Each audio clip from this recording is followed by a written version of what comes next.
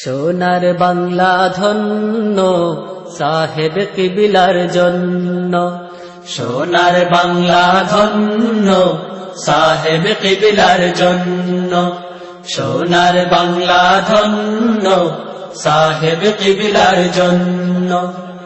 সাহেব কিবলা ছিলেন মোদের মুর্শিদ ও অনন্য, সাহেব কিবলার জন্য সোনার বাংলা ধন্য সাহেব কিবলার জন্য, সোনার বাংলা ধন্য সাহেব কিবলার জন্য।